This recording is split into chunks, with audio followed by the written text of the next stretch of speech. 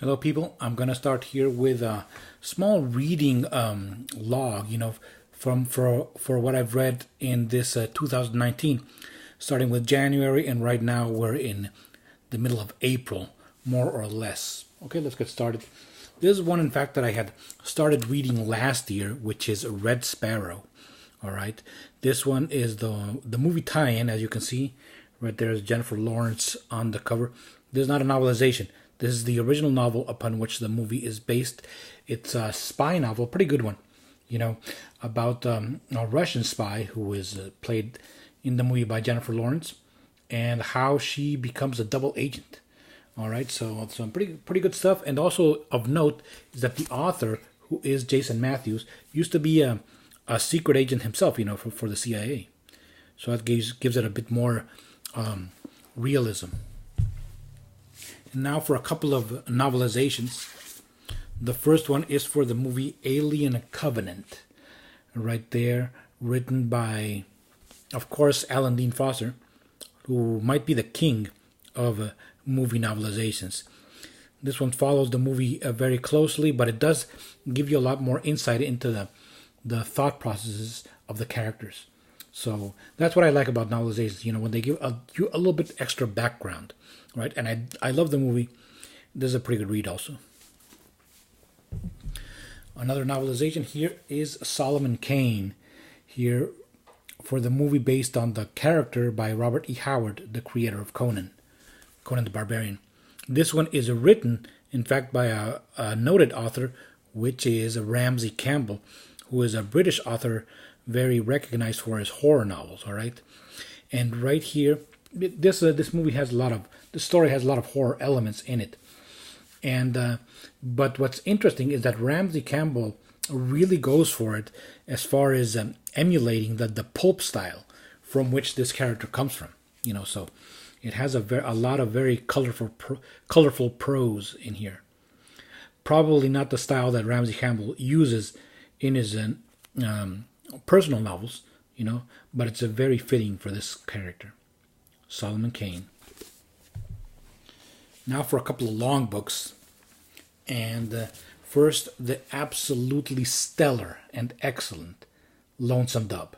All right, and this novel won the Pulitzer Prize, very deservedly. An excellent novel. It's a western. It's about a group of cowboys led by two ex Texas Rangers who take a herd of cattle from Texas all the way to Montana, and all of the adventures that go along the way. This is an incredible novel. The characters here, I don't think I've ever read a book where the characters are so vivid. This one was made into a miniseries, and here on the back we have some photos from that miniseries. We have here Tommy Lee Jones, Robert Duvall, Robert Urich, and Diane Lane right there. All right. Absolutely. I cannot stress enough how much I love this book. It's an incredibly long book. Here in paperback form, it's 945 pages. But let me tell you, it just went by like water. Very well written. Read this book. Now, for another long book that was definitely not as satisfying, here we have The Girl Who Kicked the Hornet's Nest by Stieg Larsson.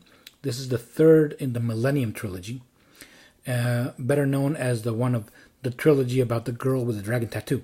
All right, so that crime thriller trilogy, which has now been expanded by another author because unfortunately Stieg Larsson passed away when the original trilogy was written.